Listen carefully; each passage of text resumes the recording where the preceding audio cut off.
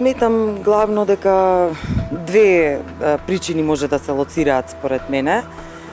Првата е таа што институциите се многу затворени, значи они институции што треба да ги обезбедуваат тие податоци што нас како новинари ни се потребни за да ги направиме тие истражувачки истории, главно сакаат да ги скријат информациите или дозирано, значи колку што може помалку да ги дадат тие информации на јавноста, што помалку достапни да бидат.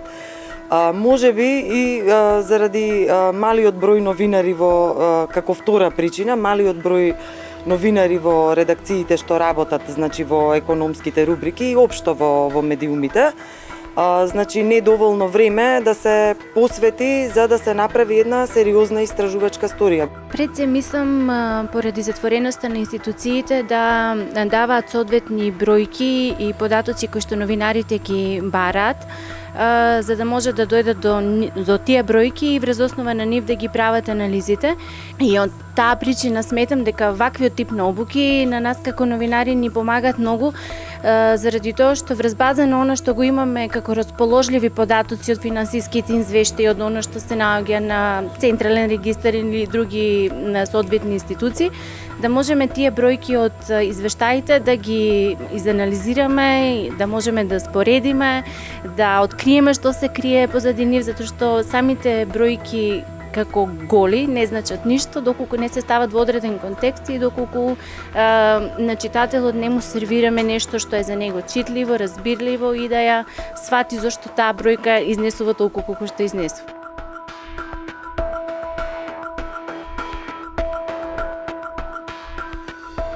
Во денешно време јавноста е бомбардирана со информации од различен аспект на економијата, почнувајќи од буџет, компанијски информации и така натаму. И тоа самите бројки покажуваат информација за тоа што се случило во минатото. Не покажуваат зошто тоа се случило, кои се причините и какви се трендовите. Тоа е работа на истражувачкиот новинар да дојде до одговорите на прашањата зошто такви бројки, зошто не поголеми, односно помали. И на крајот на кришта кои ќе бидат идните движења и во која насока на тие бројки. Од тие причини квалитетен новинарски текст треба да заврши токму со тоа причините и трендовите на бројките.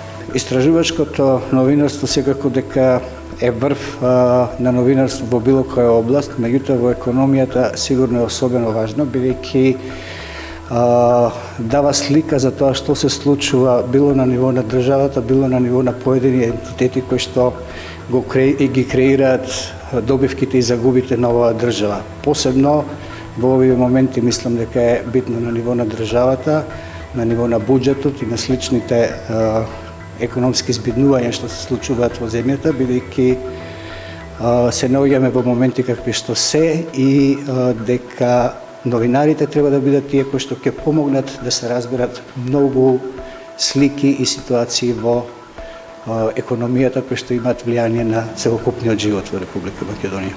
Не велам дека не се битни и политичките процеси, меѓутоа економијата е базата, значи во едно општество.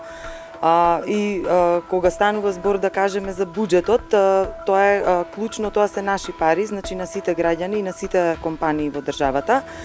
Државата, односно владата ги троши тие средства онака како што таа смета дека треба и сега знаеме многу често може да се случи ненаменски да се потрошени средства или незаконски. Ние тука како новинари е клучно да ги откриеме сите или неправилни одлуки за трошење на средства или незаконско трошење на средства, кое што може би веројатно има и некое легално покритие, меѓутоа ние сме тука да ги откриеме сите тие неправилности и да ја пласираме таа информација пред граѓаните кои што се во исто време и даночни обврзници за тие, потоа па да можат да донесат соодветни одлуки во иднина како ќе гласаат, за кого ќе го дадат својот глас. Така што е многу важно ние како новинари да истражуваме во таа област, да видиме каде има проблеми, каде се крие, што се крие зад бројките, што сакаат институциите да се окријат позади нив и да можеме тоа навремено да им го пласираме на граѓаните.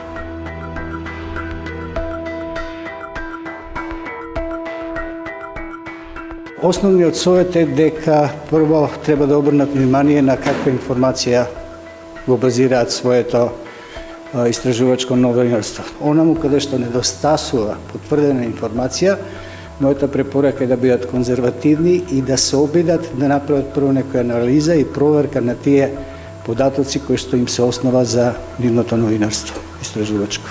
Да не се задржуваат само на пренесување на информации, не се доволни. Тие информации впрочем се наоѓаат секаде веќе на интернет страниците, него да направат крстување на информациите, да дојдат до индикатори, тоа се рацио односи.